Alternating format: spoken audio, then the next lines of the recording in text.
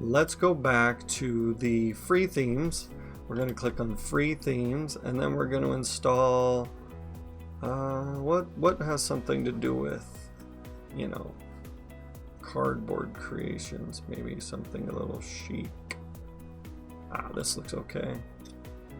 We have a blue style and a light style. This looks a little more cardboardy, so I'm gonna say add theme to library, or add to theme library. Sorry about that. Okay, so it's adding supply. Now how do we activate it? So you have libraries that can hold your themes. This is what it's called, the theme library. So switching in and out of themes from debut to supply, some features may be in debut that aren't in supply, so you want to make sure you're building in the right theme.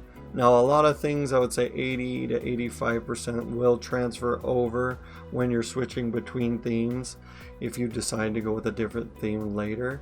But I mean, for the sake of redundant work, you not wanting to do redundant work, you want to be building in the theme your client will be viewing, client or customer.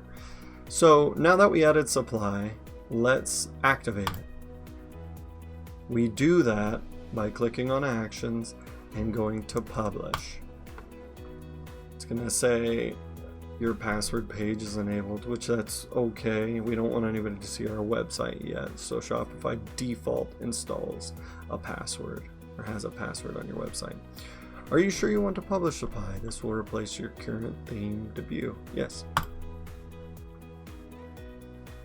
Okay, the theme was now published. So now when we go to the preview, you're gonna see a new theme called supply.